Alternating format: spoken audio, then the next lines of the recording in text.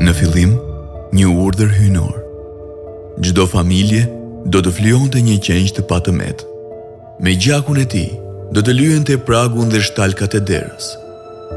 Zoti tha: "Kjo ditë do të jetë një fest për mua, brez pas brezi, sepse në këtë ditë unë ju nxora nga skllavëria, nga vendi i Egjiptit." Dhe kështu vazhdoi vit pas viti. Por kjo nuk mjaftonte.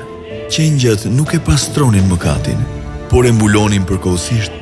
Ata ishin një hije e qengjit të vërtet që do të vinte. Ai erdhi. Profeti u mrekullua, u përkul t'i lante këmbët dhe tha: "Ja qengji i Perëndis që heq mëkatet e botës." Atij i binde i deti. Ai shëroi të sëmurët. Ai ringjallte të vdekurit. Ai shumoi bukët. Ai bekoi fëmijët. Turmat e prisnin me fest dhe thoshin: "I bekuar qoftë mbreti që vjen në emër të Zotit." Ai mori bukën dhe tha: "Ky është trupi im, merrni dhe hani." Pastaj mori kupën dhe tha: "Ky është gjaku im që u derdh për faljen e mëkateve, merrni dhe pini." Por ata nuk e kuptuan. Krerët e priftërinjve, pleqt dhe farisejt u mblodhën të tronditur. Ky njeri i bën shumë mrekulli. Nëse heshtim, të gjithë do të besojnë tek ai. Dhe kështu bën plan për ta vrarë. Atë natë, Jezusi u tradhtua. Ushtarët po e kërkonin. Biri i njeriut bie në duart e mëkatarëve. U arrestua. I pafajshmi shpallet fajtor. Ai u shikullua dhe u gozhdua. Në mes të agonisë, ai u kryzua.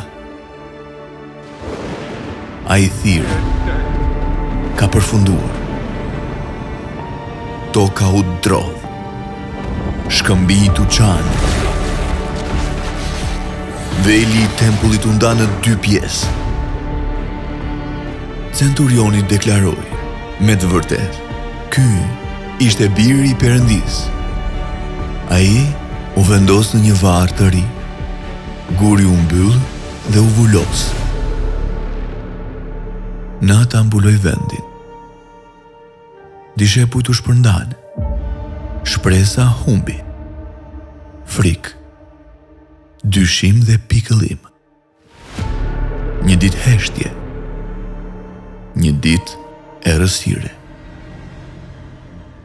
Të dielën, herët në mëngjes, toka u drodh. Një angjëll i Zotit si vetëtim zbret nga qielli. Guri rëkulliset nga vari.